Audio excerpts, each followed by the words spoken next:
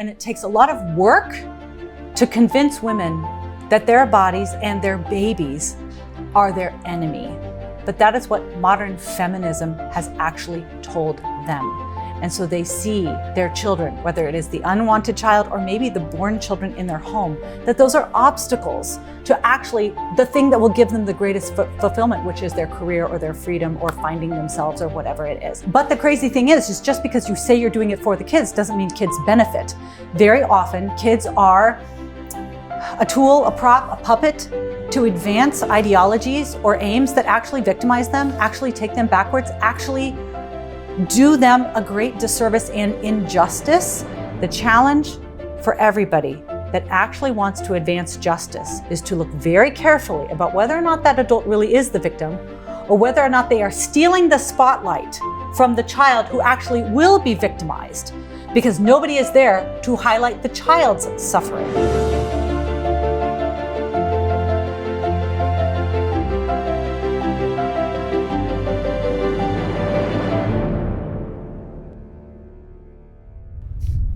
My guest this time is Katy Faust. We've spoken before, in particular, about the book she wrote, Them Before Us, on prioritising our children and recognising what they really need rather than emphasising our own rights all the time. She now is very active in the space of advocating for children. She publishes, speaks widely on why marriage and family are important to children.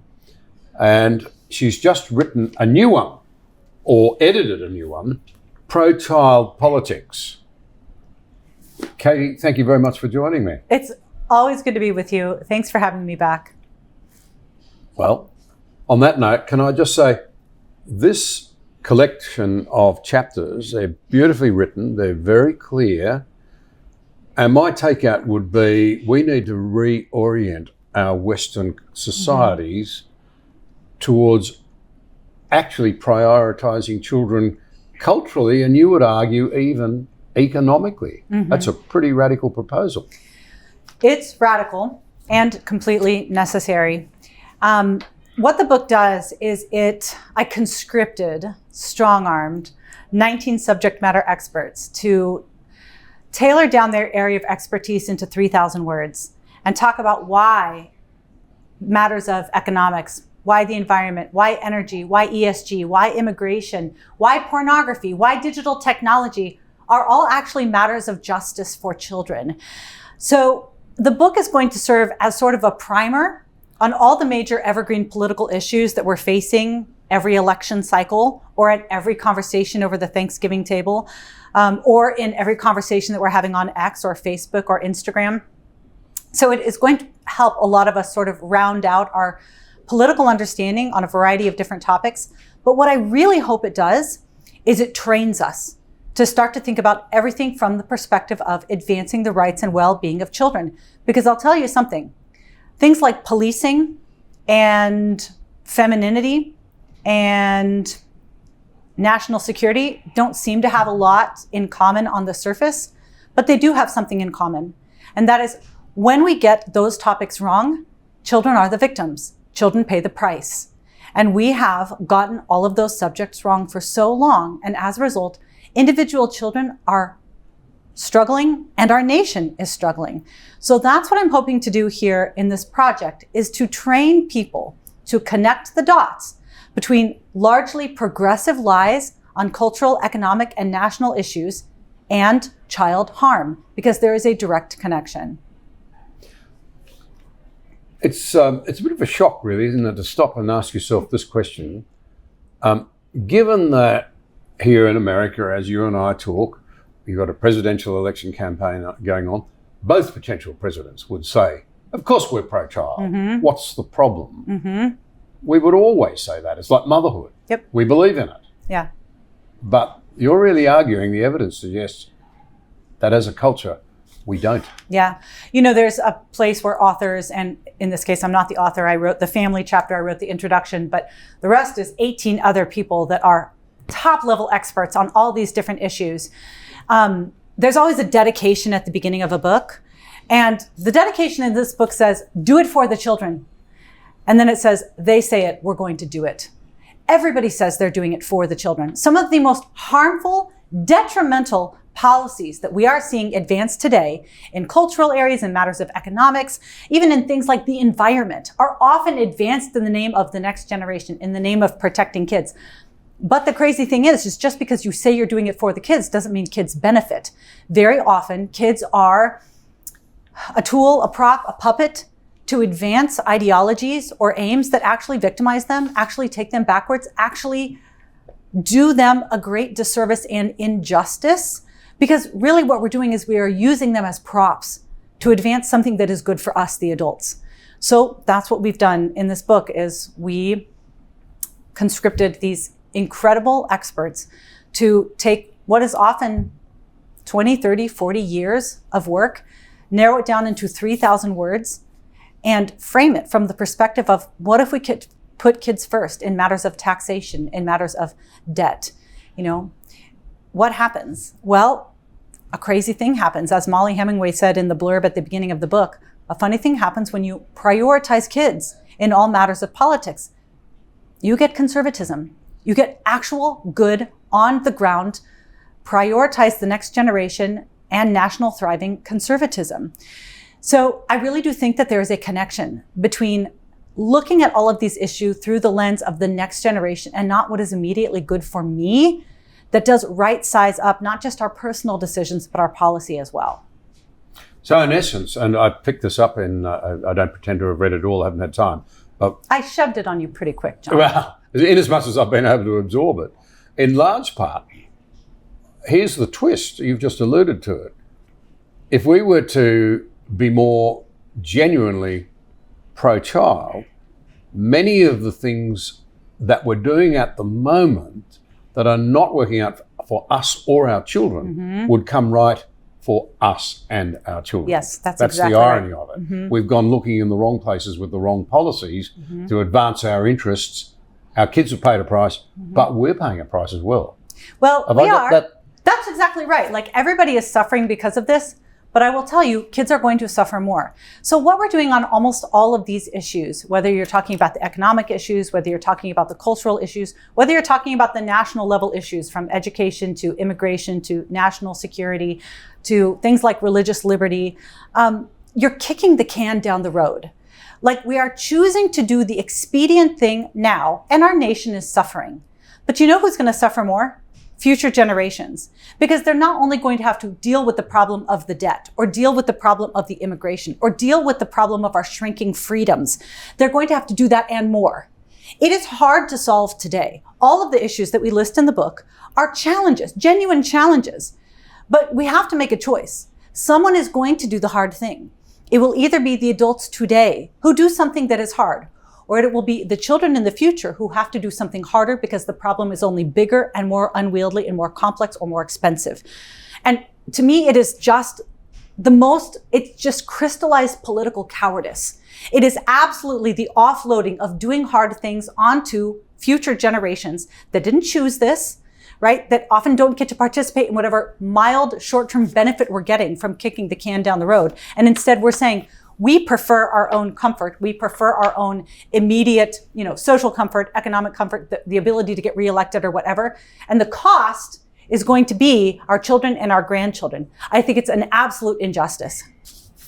Even today, most parents would claim, and they'd be happy to claim, I think, that we're making real sacrifices for our children.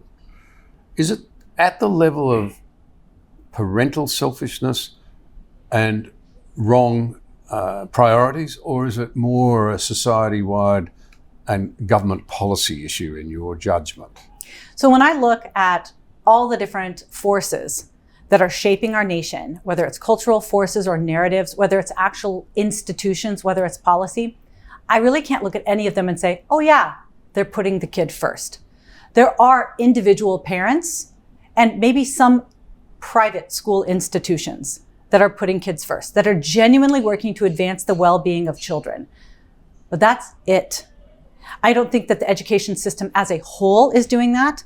And our education chapter was written by Tiffany Justice, who's the co-founder of Moms for Liberty, who is, arguably spearheading the largest parental rights movement in the country that very often intersects with challenging the public school system, which is one of the greatest tools to undermine parental rights and child education. So even the institutions that are ostensibly there to advance what children need are working against kids and working against parents. And so unfortunately, I can't look around. I mean, maybe one of your readers or your listeners can bring something to my attention that I have not seen. But when you look at things like pornography, right? Everything and the digital technology, both of those kind of touch on different illicit materials that are coming to kids.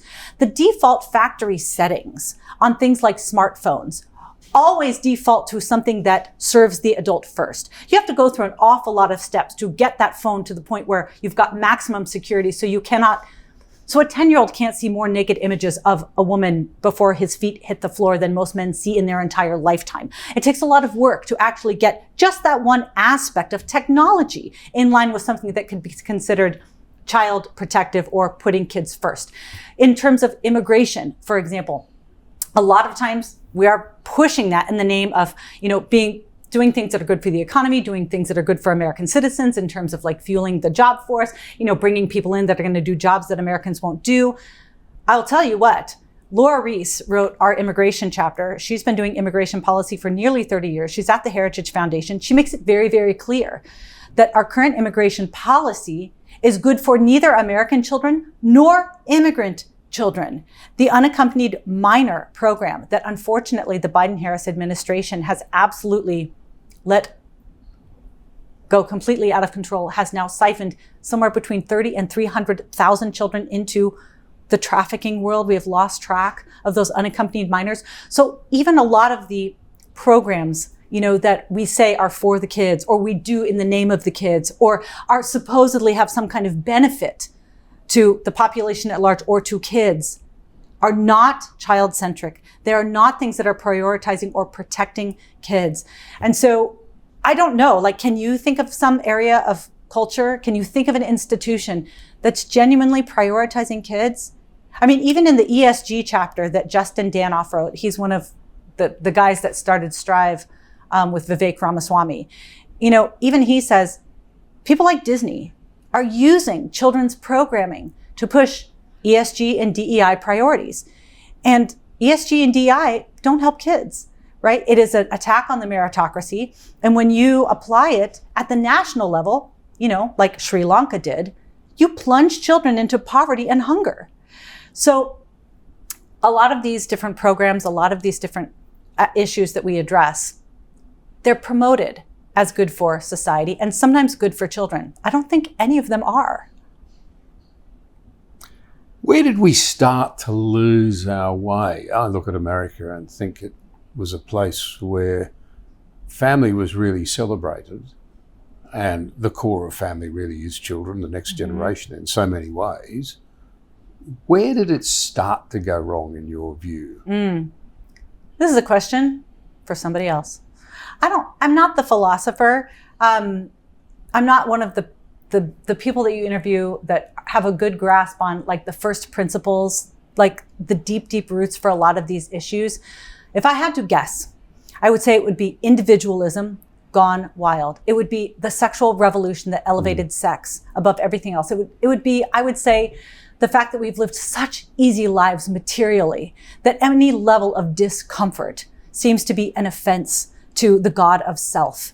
To me, the whole American project has seemed to, I'm not saying everybody, but overall devolved into the exaltation of self above all else. Our own sexual drive, our own desire for safety and comfort, our desire for stuff when we want it, how we want it, regardless of the cost. I think that this actually it characterizes progressivism in this country, maybe across the West, which is the exaltation of the self, the adult self. And that is God. And everything else needs to bow down to that expression, that sexual expressionism, that identity, that desire for comfort, that desire for safety. And, we saw it in the COVID pandemic. I wrote about that in the introduction of the book, that nowhere did we see more clearly the next generation of children being forced to sacrifice for adult safety, adult comfort. Children who were forced to wear masks and stay out of school for years, to not be able to have the kind of social connection that they desperately need for fundamental aspects of their early childhood development. Why? Because adults needed to stay safe. Teachers needed to protect grandma, even though we knew that children early on were not vectors of transmission for COVID, even though we knew that it was not a threat to them overall unless they had some other underlying diagnosis. We forced kids to be human shields for adult comfort and adult safety. It's an injustice. So where did it start? I don't know where it started, but where it is now is the exaltation of adult self. And when that is the top, when that is the pinnacle, when adult self is the God, of course, children are going to be the sacrifice. Everything else is going to be the sacrifice. But of course, you're going to sacrifice the demographic that can't vote, that can't fight back, that doesn't write books, that can't author chapters, that can't submit amicus briefs, the ones that simply have to go along with whatever the adults in their world are doing because they have no alternative. So what I'm hoping to do is simply say, we kind of need allies, genuine allies. Children are the genuine victims of our bad policy and our bad personal decision. So you want to do allyship? Do allyship. But do it with the demographic that genuinely needs your protection. And in 100% of cases, it's kids.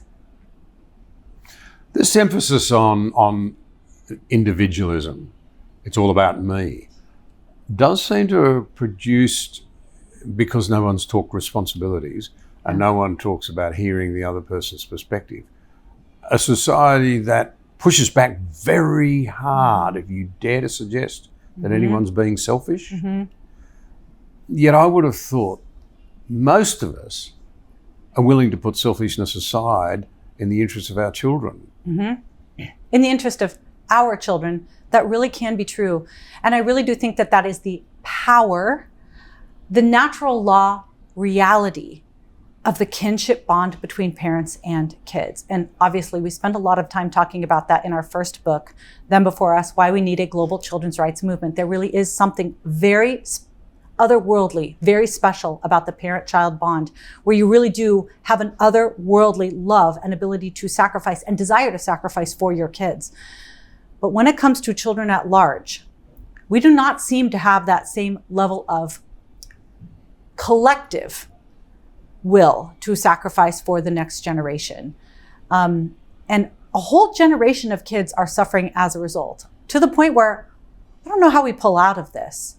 I don't know how we get to the place. I mean, we are digging the next generation into such a financial, cultural, national security, local security, international security hole. How do they dig out of this? I mean, we are burdening them with something that is so great that they didn't choose, but that they're going to have to deal with, simply because we are not willing to do the hard thing here and now, right? We would rather offload it onto the next generation. So I don't know what the solution is, except to make the direct connection between the bad policies that we are buying into, advancing, and being unwilling to challenge today, and direct victimization of children, and just simply saying someone's going to do the hard thing here. It is either going to be the adults who are going to do the hard thing now, or it will be the children who will have to do something even harder. So if you touched on economics, every Western country, it seems, has lost or is losing control of their budgets because no one will wear the sacrifices involved in repairing the damage that was done, say, during the great financial crisis and then COVID. They both built government debt enormously. And as you say, our children are going to be the inheritors of that mess. But here's a further irony. We're going to load it onto fewer and fewer shoulders because we're not having very many children. We're rapidly approaching, in most Western countries, nothing less than a depopulation bomb. Yes. What I appreciate about the debt chapter specifically, which was written by Phil Kerpen of American Commitment, is I think a lot of people look at the debt and they talk about it in terms of like, well, this is unsustainable. Well, we haven't seen numbers like this. He actually talks about it in moral terms. He says, this is fiscal child abuse. This is immoral, what we are doing to our children. We have not seen debt like this before. I'll risk your eye by interrupting. I'd Yeah. really try to avoid doing that with the old guest, but you've hit on something that I think is so important. And it's when our generation lives beyond its means and refuses to accept responsibility for the fact that we're not being financially responsible. It is a major moral issue. Yes. Because it's going to impact on our children and our unborn children, Right. of whom we're having fewer.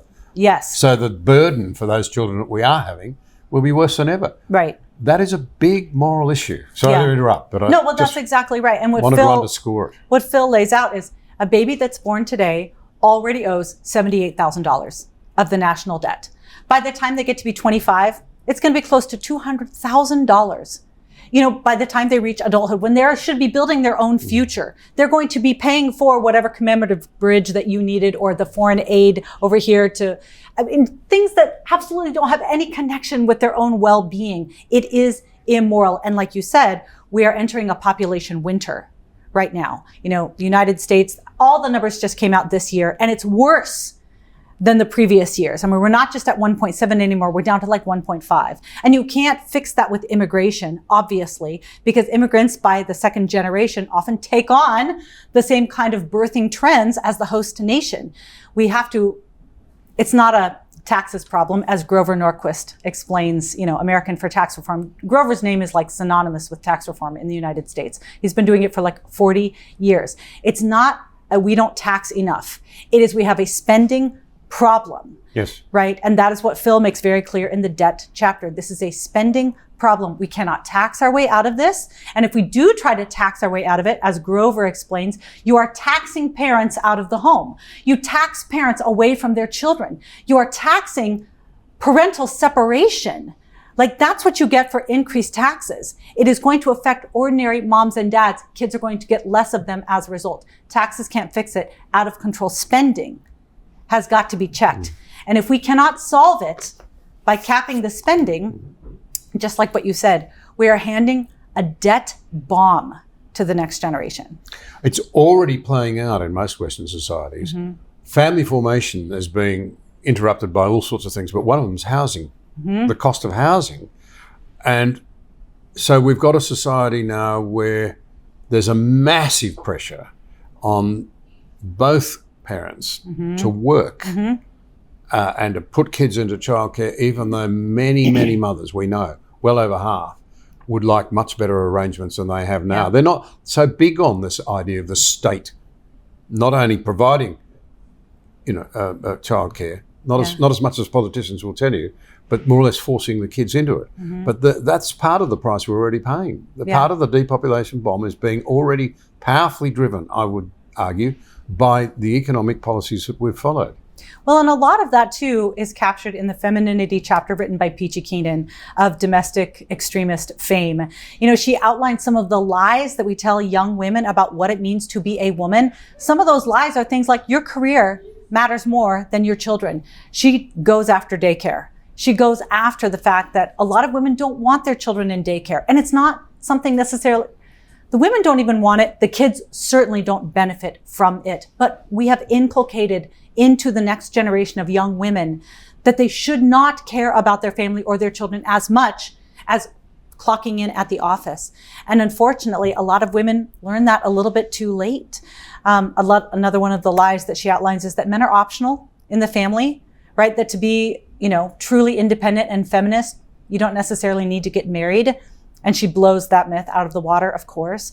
And so, yes, you're exactly right. Like, we need to tell women the truth about the importance of motherhood, the truth that they very often discover after they have the baby in their arms, but maybe did not actually prepare for in terms of being married to the father of their child so that they can stay home. And also to recognize that the materialism, it's not as important as the presence that you need to have with your kids, especially in the first 3 years. So we've got a lot of work to do just in terms of setting things straight in terms of women and their expectations. Like you said, it's not the patriarchal boogeyman who's telling women you should stay home with your kids. It's what women themselves want when they actually get to choose. A lot of people would simply not be familiar with the arguments for marriage and for fatherhood. Can you just elaborate a little on what the chapter tells us about them being important? Yeah, well, we have a whole chapter on masculinity, and it was written by Ken Harrison, who's the president of Promise Keepers, which is, if you're an American, you know, kind of one of the big men's movement, father movement, Christian male movement all throughout the 80s and 90s and early 2000s. And he talks about how we have to get men right. And he outlined sort of the two extremes of masculinity, sort of this machismo, thump your chest, you know, I've got to be like super macho, and then the polar opposite of sort of the beta male, like the I'm ashamed of my masculinity. Masculinity is toxic. Both of those extremes are obviously devastating when young boys are going to fall on either one of those sides. You know, the reality is that masculinity is power under control, and that's going to be manifest as you care for your wife and children. And if you don't have children, manifesting it in fathering the people around you by being protective of the men, the younger men, the kids in your life, mentoring other young men. So we have things that we need to get right about men and women. And of course, if you get those things right, you still have to get family right. I wrote the family chapter, which is a 3,000 word summary of our entire first book. And we outline, like the other authors, the lies of that specific topic. You know, lies like kids are resilient. So, you know, you can divorce if you want to. Lies like kids don't need moms and dads. Gender's irrelevant. And of course, we know that men and women offer distinct and complementary benefits to kids. Lies like biology doesn't matter, love makes a family. But we make it clear that biology is critical for kids in terms of understanding their own identity, but also ensuring that children are safe and loved, because a child's own biological mother and father lower their risk of abuse and neglect in ways that no other household arrangement will. You mentioned resilience in children. Mm-hmm. I don't know whether it's so true in America, but we hear endless talk in Australia about our children lack resilience. Yeah. They're not growing up with resilience. You just made an interesting comment there. They're not born with resilience. Mm-mm. A newborn has no resilience. No, they're absolutely... It's fairly obvious when you stop and think about it. Yeah. But a lot springs out of that. You know, what springs out of it is if our kids now lack resilience, why is it that apparently once they must have, if we're noticing they don't have it anymore, and what have we got to do to restore it? Mm-hmm. Well, we've said kids are resilient, and what that means is I can do anything that I want and the kids will get over it, right? I can be a single mother by choice. I can leave their father if I fall out of love or fall in love with somebody else. I can form a relationship with, you know, between two men or two women. I can break up this new relationship, repartner with somebody else, break up again, and the kids are going to get over it. And I actually read a brilliant article just recently that talked about how this generation, my generation, Gen Xers, were the first generation to really grow up with normalized family breakdown.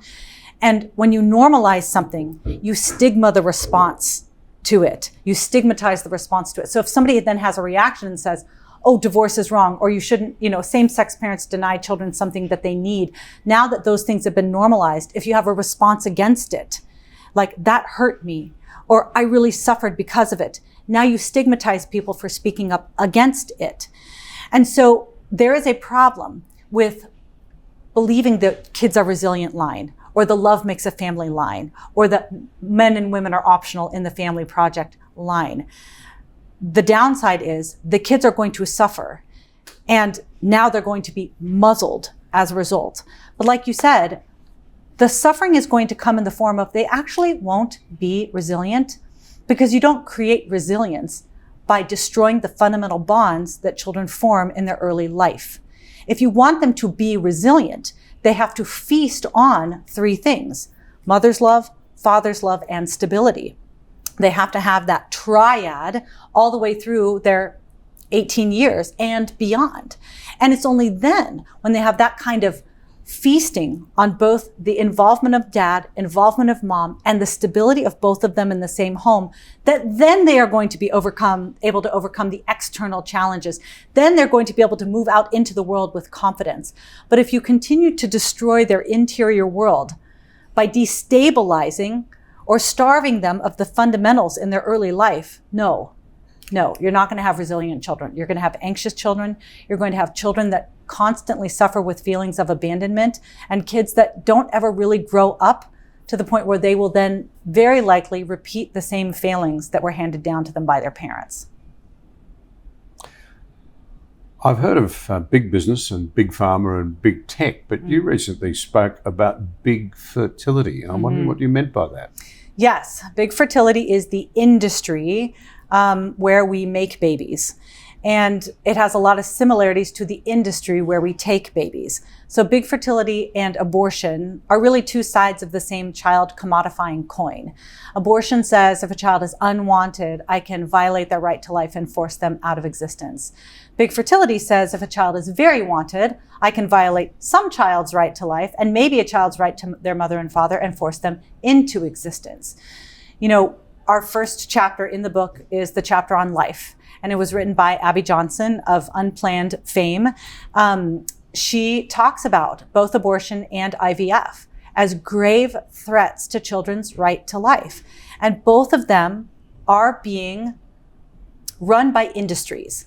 Neither of these are benevolent nonprofits. Both of them are for-profit industries that are working to advance the desires of adults on the bodies of dead children.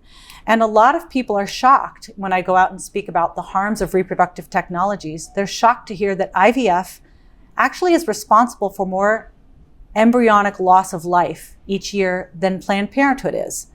You know, when a woman goes in for an abortion, typically it's only one child's life that's at stake.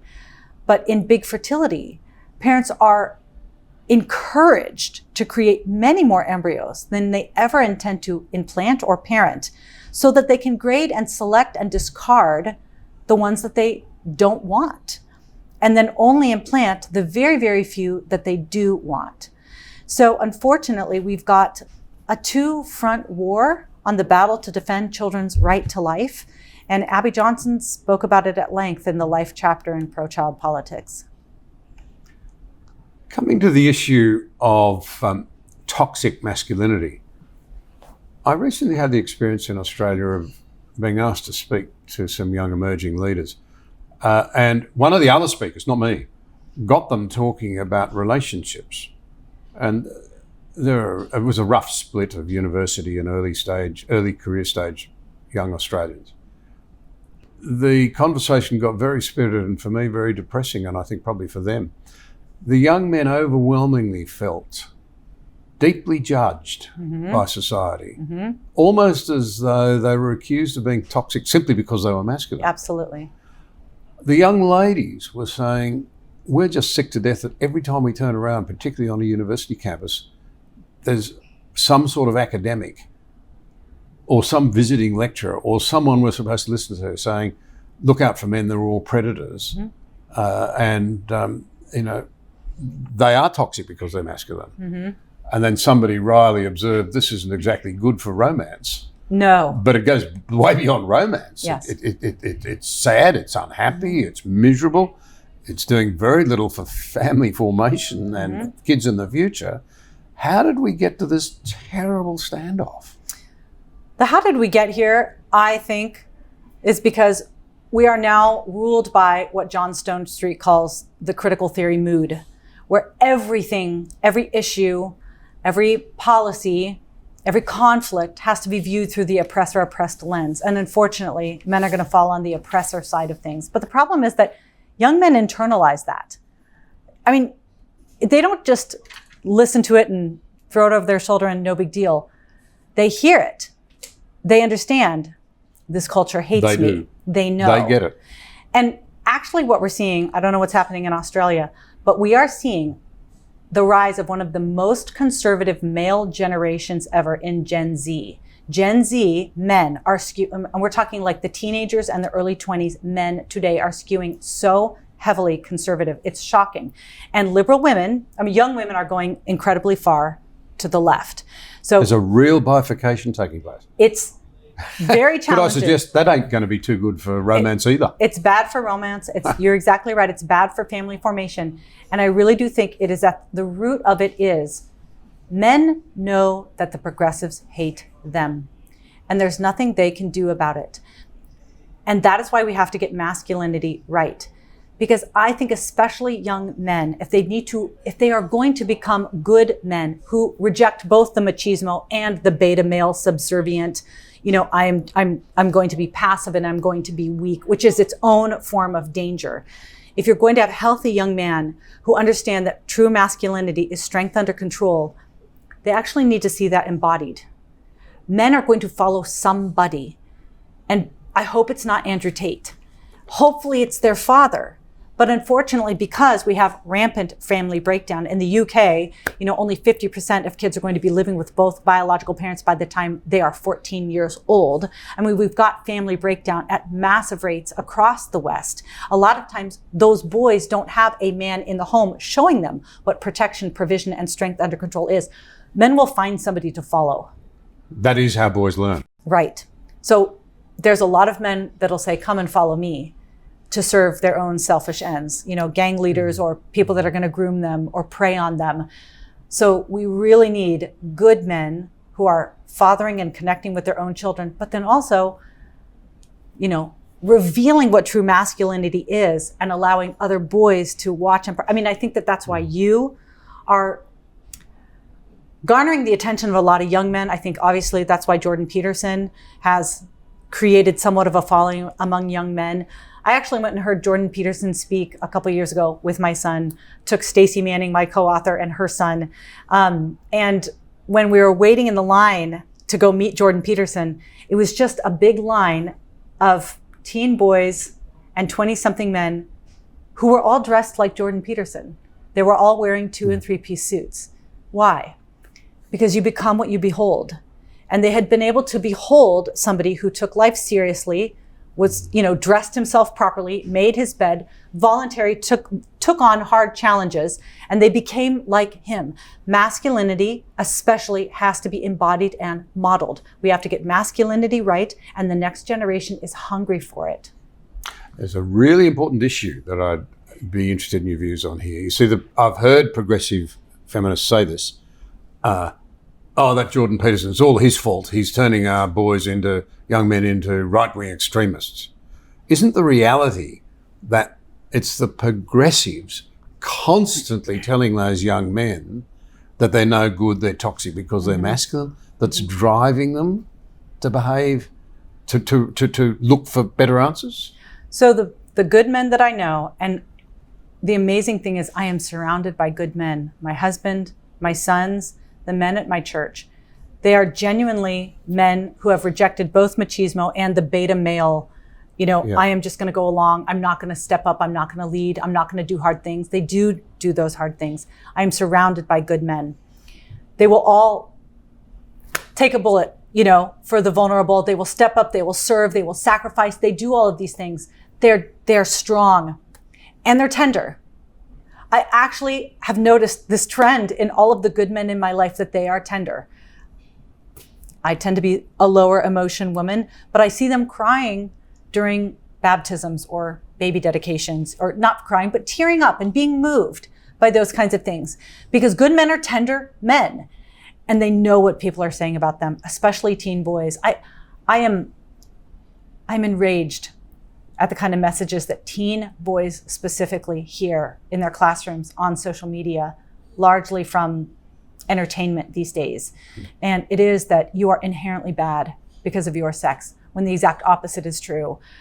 The world needs good men, good young men, to be voluntarily undertaking challenges on behalf of themselves and then their communities. And I think it's an absolute crime, the way that we're talking about, especially as a mom of 2 teen boys. It just makes me livid. But I'll tell you something about the next generation of boys. They are forming their own little tribes. And I think that's one reason why we are seeing this next generation swing more to the right. And first of all, the right, in my mind, simply just means the demographic that is the most connected to economic, biological, and historical reality. That is what the right has become. It's not just the gun-toting, like get back to the gold standard. No, it's just people that are living in reality. The important distinction, that's beautifully illustrated by, I can't remember which writer in here, with reference to the 9/11. It was men who ploughed those planes murderously into those towers. Yeah. That's not a good role model for men or what their behaviour, but it was men who risked their lives and went to incredible lengths then as rescuers. Not only men, but overwhelmingly it was men. That's right. Men behaving nobly and getting that balance right. No one's advocating for the Andrew Tate model of masculinity if they're sincere in this debate.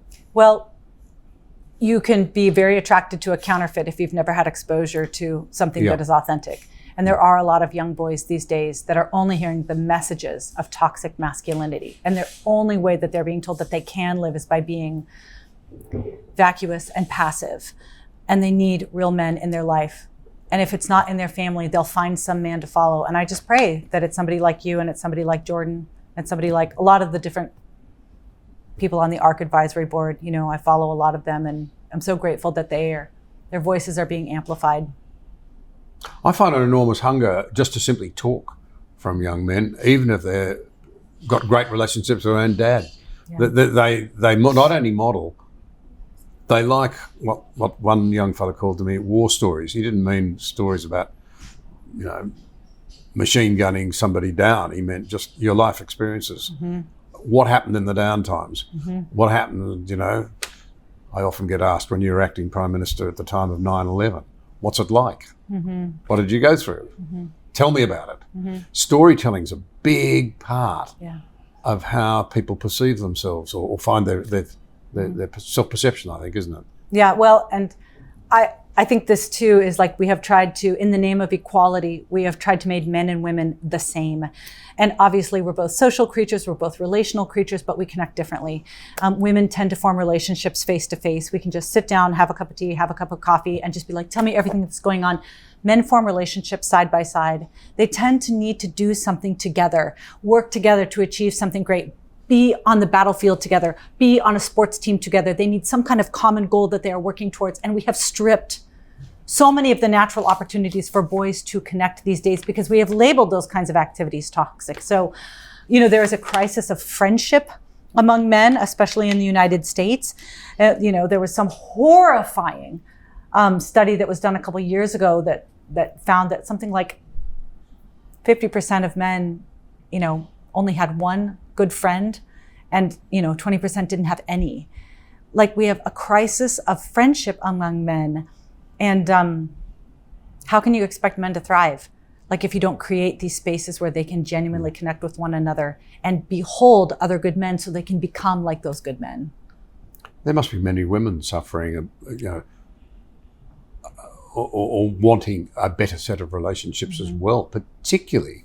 And there are many heroic women out there raising their children when someone's done the wrong thing and walked out on them or not accepted their responsibilities. You've got to feel fairly deeply for them too. Women have challenges, especially more recently, white, well-educated liberal women tend to have the highest degree of mental health challenges these days. I mean, they're really oh yes. But they're the pin-up girls for the progressive movement. They tend to be the loneliest, the ones most that anxious. were told you can do it all and have it all. Yeah. It's not true, is it? No, unfortunately it's not. And there is something about living in a world that is guided by an ideology that's fundamentally disconnected from reality, because I really do think that's what progressivism is, and especially those messages that we are giving to women in particular. They go against women's bodies, right? The idea that your child, for example, that you're pregnant with could be your enemy, that your body makes you less than, right? It's an obstacle to the career that you want. And we try to correct, Peachy Keenan corrects that in the femininity chapter, that actually motherhood is fundamental to what it means to be a woman. And it's not the enemy of you. It actually is going to be the greatest gift to you. And unfortunately, liberal women are hearing a lot of anti-woman, anti-motherhood messages that ultimately will prove to be pretty fruitless and very empty later on in life, especially because white women too are being kind of heaped on with that same narrative of you're guilty simply by dint of your race. So another chapter we have on race, where Delano Squires, who is at the Heritage Foundation, he writes about this. He writes about why it's such an injustice to everybody, but especially children, to tell them that they are inherently wicked or inherently saintly just based on their skin color. But unfortunately, white children suffer as well when they're told, simply because you're white, you are part of the oppressor class. Black children, they suffer by being told that they are victims simply because they are Black, and they'll never get ahead no matter what they do because the system is set up against them. Well, the system seems determined in this sort of naive, stupid, dumb idea that we're all either victims or victim makers, to make sure that victims never escape their victimhood, because then those who use them, who've weaponized that victimhood, lose their power. Well, and honestly, I've listened to your podcast a lot. I feel like you've had this conversation recently with somebody about how this is really a pseudo-Christian message, right? Where there is an original sin, but there's no redemption. Like we have the fall that make all of us guilty and separated from God. But there is a point where everybody can be redeemed. Everybody can be brought back into right relationship. But this oppressor-oppressed narrative, you will be guilty regardless of what you do. There is no redemption. There is no coming back. You can do the work, but it's never going to get you to the point where you are virtuous and clean and free and guiltless. So it's not a mystery to me why this demographic of white liberal women tend to suffer the most. It's because women in general are more concerned with social acceptance and wanting to please others. And they're stuck in an ideology that says you can never be pleasing simply because you're white. What impact is porn having on young men and women? Because it's affecting both, it must. As Warren Farrell points out, if one sex is experiencing difficulties, neither sex is doing as well as it could. Yeah. And I think you've commented that we haven't adjusted our thinking to the way in which porn is being used and the way it's accessed now from the 1990s. It's obviously changed a lot, but why are we still treating it in an old-fashioned way? Well, our 3,000 Words on Pornography was written by John Schweppe at the American Principles Project. And the APP has done some of the most incredible work in terms of advancing age verification for pornography in different states across the country. And what is so fascinating is when they insist that states require age verification to access porn, a lot of porn distributors will simply leave the state. They would rather lose all of the business than not do age verification on Really? porn. Yes. What's the logic behind that? Well, those are their future customers, right? So they would rather get the future customers, get them when they are young, because if you can instill in them an appetite for porn in their teens, Get them hooked like a drug dealer. that it is the most widely used drug in the country. So pornography has always been around, and it's always been awful. But what's going on in the porn world right now is not your grandfather's Playboy. There was a transformation of porn that was enabled by the internet that made it virtually free, anonymous, and highly, highly accessible. At least when we were, when I was a kid, you'd have to go into an adult bookstore, or you'd have to go to the back of the video rental section or something. Now that's not the case at all. Further, the kind of porn has changed so greatly. It's not just images of people having sex. It's not just naked women.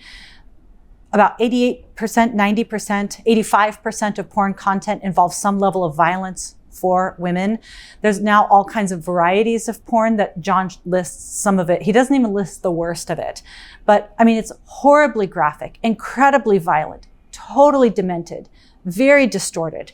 And when you get kids seeing those kinds of innocence violating images when they are young, it does rewire their brains in ways that actually affects their own sexual and romantic relationships. Boys and girls? About 90%, I believe, 94% is the study that he lists, and about 60 to 63% of women are porn users. So obviously there is more male. They're astonishingly high figures. High figures. Different kinds of porn used by male and female users. Not as much violence among the female porn usage, but definitely still a problem in young women. There was a study a couple years ago where they were trying to measure the impact that porn had on college men, but they couldn't conduct the study because they couldn't identify a control group. Every young man in the college, they couldn't get enough non-porn users to participate in the study to come to a conclusion. So it actually has been declared a public health crisis by 16 states in the United States. It is something that we must do something about and that we can do something about. John spends a lot of time debunking this idea that porn is actually a form of free speech. It's not. It shouldn't be protected under free speech statutes. There's ways that we can and should regulate porn. Coming back to the issue of the relationship between the state government, if you like, and our children, Tiffany Justice, in her chapter, I did pick this up, quotes the President of the United States saying to teachers, they're all our children. They are not somebody else's children. They're like yours when they're in the classroom. Mm-hmm. Seems to be sort of hinting at this idea that kids rightfully belong to the state, not their parents. Yeah. Tiffany and we had a conversation actually just yesterday so I should have said this earlier. I actually required that all of the different contributors follow a very specific template for this book because I had somebody in the publishing world tell me, you shouldn't do this project. These kinds of things don't work out well. You're doing a project that lists pornography and religious liberty and ESG all in the same book, but I mean, you're just going to have a collection of essays. And so I took that to heart and I said, if you're going to contribute a chapter, everybody has to follow this template. Number one, you begin with the story of a real life child who was harmed because we believed the lies about immigration or the environment or energy. Then I want you to tell me the lies of immigration, the environment, or energy. Then I want you to tell me how those lies harm kids. Then tell me the truth about immigration, the environment, or energy. And then tell me how kids would be protected if we acted on those truths. And then show me who's done it. What municipalities, what governors, what governments have instituted policies that protect kids so we can figure out how to replicate that. So Tiffany's first lie in her education chapter is, children belong to all of us. They're all our children.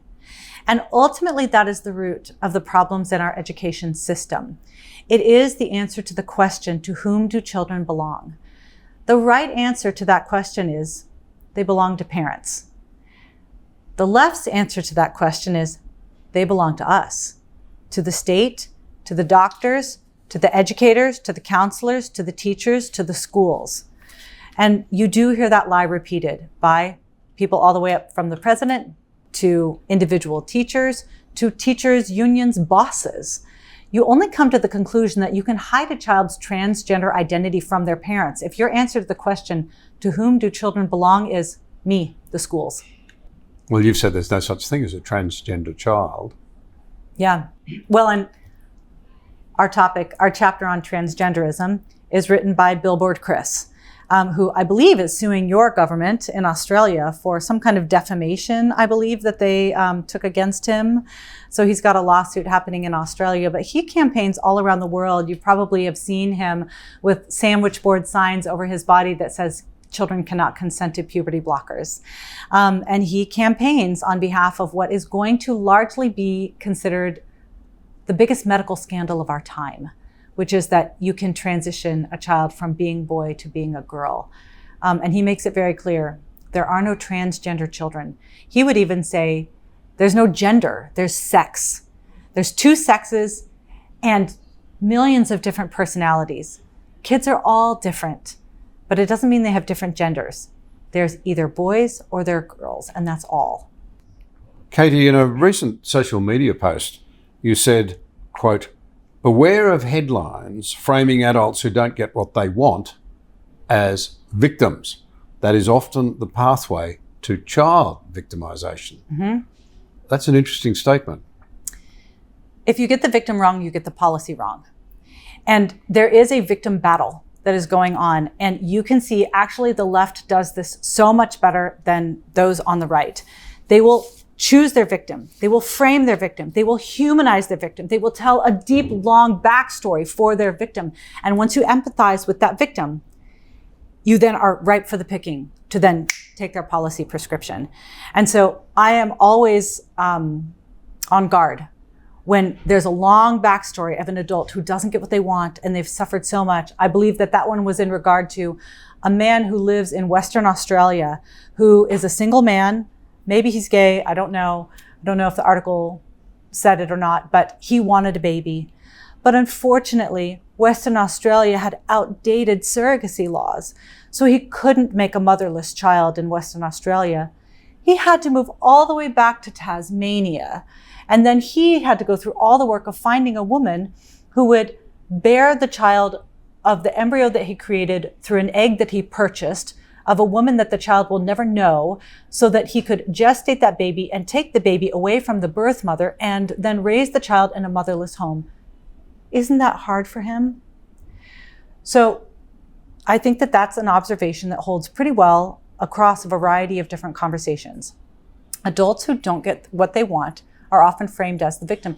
And it makes sense because we can usually identify with those adults and how they suffer, their concerns. You know, even things like economic concerns, you know. I empathize with the women in my world who are struggling to buy groceries right now. I get it. I've been there. Like, I empathize with that. And so it's easy for us to identify and associate with and empathize with adults. The challenge for everybody that actually wants to advance justice is to look very carefully about whether or not that adult really is the victim, or whether or not they are stealing the spotlight from the child who actually will be victimized, because nobody is there to highlight the child's suffering. So that is what I end up doing a lot in my work, especially on the cultural issues when it comes to protecting children's life, family, mind, and body, which sort of summarizes all the culture wars we're having today, is pulling the spotlight off of the adults who don't get what they want and shining it on the children who will really pay the price if we advance this policy idea, if the adult gets what they want in their personal life, if we believe this cultural narrative. So I just think, you know, it's something to be aware of. When there's a big lead up for an adult who's not getting something that they want, look for the child who's paying the price. We talk a lot about male toxicity. It seems to me there is arguably such a thing as female toxicity. And perhaps in some ways that flows when, as one of your writers, Peachy Keenan, puts it, femininity doesn't need to be taught, but it can be drummed out, it can be destroyed over time. Yeah.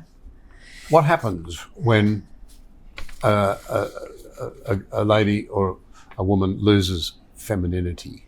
She's right, and it takes a lot of work to convince women that their bodies and their babies are their enemy. But that is what modern feminism has actually told them. And so they see their children, whether it is the unwanted child or maybe the born children in their home, that those are obstacles to actually the thing that will give them the greatest fulfillment, which is their career or their freedom or finding themselves or whatever it is. When the reality is their bodies are good, different from men's bodies. Obviously, they're going to be able to, they should approach career differently, maybe even approach motherhood differently or family differently in terms of needing to prioritize it sooner than men do in terms of working with your biological system. But the reality is women's bodies are good and working in alignment with women's bodies. It's procreative nature. The reality that we are more connected to our children than men, especially in those early years. And that is the source of some of our greatest fulfillment. And so we actually need to get femininity right. And oftentimes, these days, that means rejecting feminism. I have a great friend in Australia, Professor Bruce Robinson, and he started up the Fathering Project I asked him why he was emphasising the importance of fathers being involved in their children's lives. And he said he was in the business of sadly often being the one that had to say to a man, there's nothing more we can do. Go home and get your affairs in order. Oh. And he said that always their first response was, I wish I'd spent more time with my kids if they had kids. It was never, I wish I'd been more successful in my career or spent more time making money. Maybe men have realised that ahead of the feminist tendency to say that satisfaction comes from climbing the corporate ladder and making more money. Well, I do know that today's fathers, on average, spend about 1.5 hours more with their children than their own fathers did. And so what we do see is when men are married to the mother of their children, because mothers are the gateway, mothers are the connective tissue between father and child so much of the time.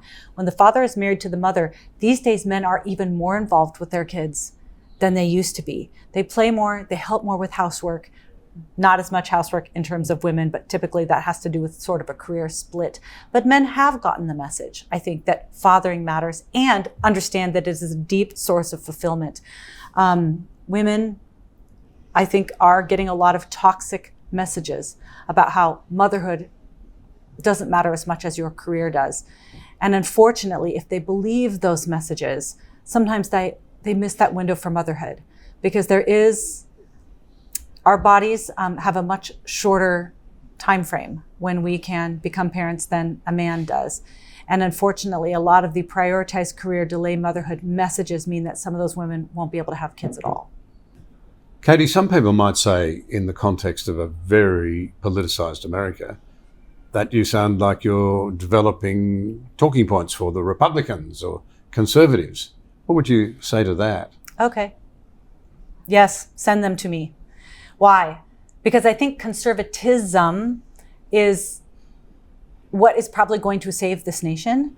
And it's not Republicanism, and it's not Trumpism. It is conservatism. It is conservatism that recognizes that there are some very, very good ideas that are not new, ideas that need to be conserved, the best ideas from biology, from history, from economics. We don't necessarily need to rediscover anything or progress in any of those areas.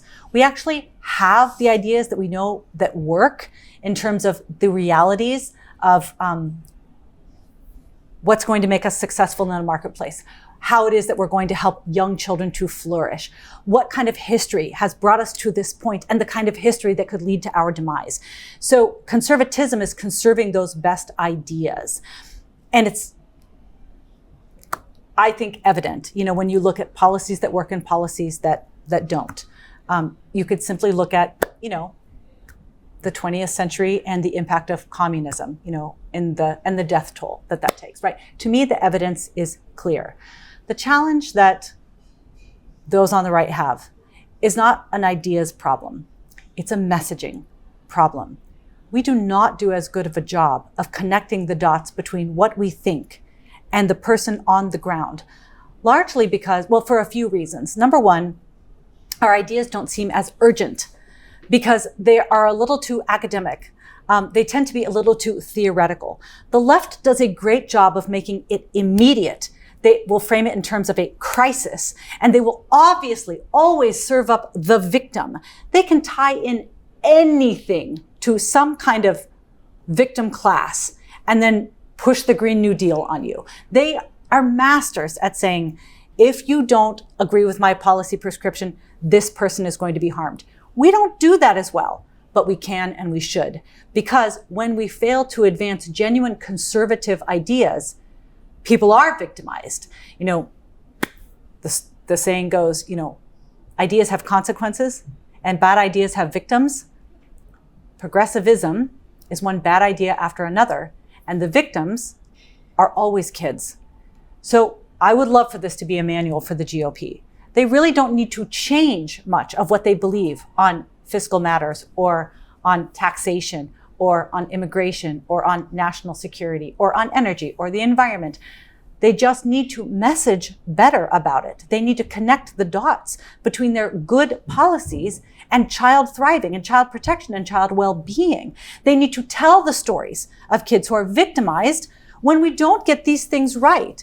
So I do hope that it serves as a bit of a template for conservative leaders, not just in America, but all across the world, who need to do a better job of advancing their ideas in ways that are understandable and actionable for the common man. To play devil's advocate just for a moment longer, what would you say to those who would say, children need to learn that it's not all about them? If we talk about their rights all the time and forget about adults' rights, we'll only encourage the very sort of behaviour in children that you're saying is not a good thing. I was an Asian studies major in college and spent quite a bit of time in China and was around during the height of the one-child policy. And in those situations, in that culture, they had a name for these single children who had 2 parents and 4 sets of grandparents and only one child that was the focus. And the term was Xiao Huangdi. They would call them little emperors. Little emperors. Right? Because they could have anything they wanted. Even if one parent said no, another parent would say yes. And even if 3 grandparents said no, there would be one that would say yes. Those kids got whatever they wanted. By the way, they were mostly little emperors, or more of them than little princesses, weren't they? Yes. And unfortunately, the gender balance is horribly off. Which now tells you something about what was going on. That's exactly right. Behind the scenes. Yeah. And it's pretty sad. Yeah, abortion, infanticide. I worked at a Chinese adoption agency, and overwhelmingly the children that needed to be placed were little girls. So we are not talking about a world where children are the emperors and they get whatever they want. We are talking about a world where the genuine, fundamental, natural rights and the objective well-being of children are elevated and protected by the only group in society powerful enough to do so, and that is adults. The problem is, elevating the rights and well-being of children is going to infringe on adult self-interest. All of the things that we talk about in this book, whether it is a personal decision in the area of family, whether it is sacrificing your own desire for access to whatever porn you want in whatever way you want, in whatever channel that you want it, whether it is kicking the can down the road and solving the debt problem, whether it is wanting to have the social acceptance and parroting out the right slogan on immigration so that you can be invited to that cocktail party at the expense of today's children, both our own nation's children and the immigrant children, whatever it is, putting kids first is going to interfere with adult self-interest.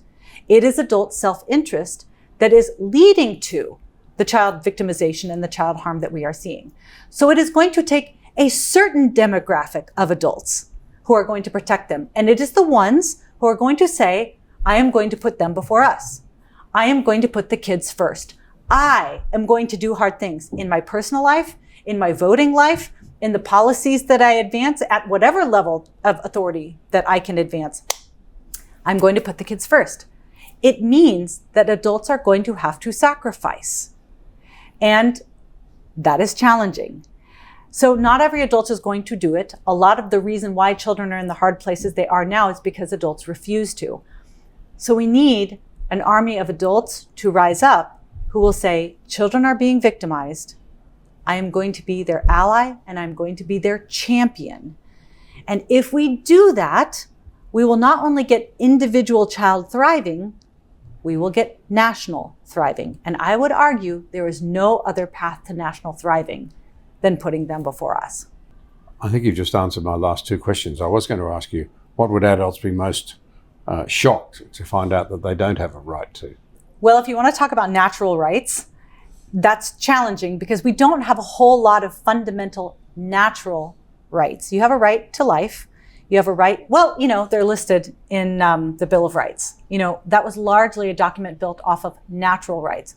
Rights that are not given to you by government, rights that you have that exist pre-government, rights that the government exists to defend. But you don't have a right to parenthood if it means procuring a child that's not biologically yours. You don't necessarily have a right to housing if it means somebody else has to provide it for you. You don't have a right to government-funded birth control. You have some fundamental natural rights.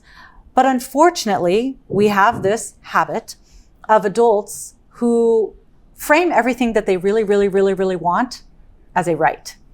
And as a friend in Europe once noted, when everything is a right, nothing is a right. So it's very, very important for us to articulate and understand and defend actual rights, and it clarifies an awful lot. And what we will see is the few rights that adults genuinely have are going to complement and reinforce the few genuine rights that children actually have. So I actually think the rights conversation is very important. I'm not a natural lawyer. We did do a little sketching out of the nature of natural rights in the first chapter of our first book, Them Before Us, if you want sort of the layman's take on natural rights and their importance. But again, just like looking at adults who claim to be the victim, I would say be very skeptical and scrutinize adults who claim that they have a right to this or that if it means they can get what they want at the expense of somebody else. You've been very kind with your time. Can we round it out? If I were to ask you, what should people listening to this conversation who want to help make a difference do? And what would be the sort of target areas or priorities for them in your view? I think the first thing that we need to do is recognize that all of the major political, economic, cultural, national, technological conversations that we're having, if we get that wrong, there are very real victims. And if you drill down, you can see that those victims are children. And I think that we have moved in a space where we have thought there is no cost, right? And that has allowed us to skate along the surface and offload a lot of the hard work to the next generation. So we need to recognize there actually is a cost. You're just choosing not to pay it. You're going to ask somebody else to pay it. So that is part of what we're trying to do in the book, is simply make people aware that all of these issues really do have a direct connection with the next generation. And it is an act of injustice to force the kids to pay for something that benefits us. Now, 19 chapters on this wide of a swath of topics can be a little overwhelming. So the conclusion of the book was written by Josh Wood, the executive director of my nonprofit, Them Before Us.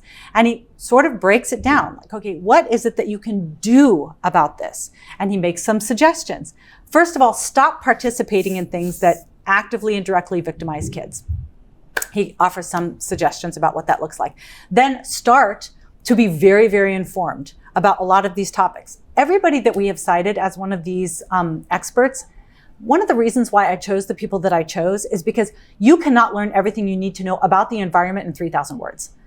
But you can go and follow Chris Barnard at the American Conservation Coalition, which is one of the only conservative environmental groups in the United States, and follow them. You will be able to get as much information as you need from him. You cannot get everything you need to know about taxes in 3,000 words. You can go to follow Grover Norquist, who has been doing this for 40 years. The reason why we chose the people that we chose is because if you need more information about national security, you can go follow Dan Caldwell, who has been doing some form of national defense for the last 25 years. So if you need more information, you can follow these people. You can follow up. You can get their other books. You can follow them on their podcast or their social media. And then I would say probably one or two of these topics is going to jump out at you and burden you disproportionately. And that is where Josh would say, engage, fully engage, get in the fight. You know, maybe you're not necessarily enraged or enlivened over the economic issues, but you are serious about putting an end to kids accessing pornography. Get into the fight on that. So there is going to be a topic and a place for everybody to engage, and we do need everybody to engage. The next generation, protecting kids, that is not something that's going to be done just by a handful of leaders or even a handful of organizations. It must be society-wide. We are going to need like an all-hands-on-deck effort. Well, it's a very powerful set of essays, Pro-Child Politics, edited by you, Katy Faust.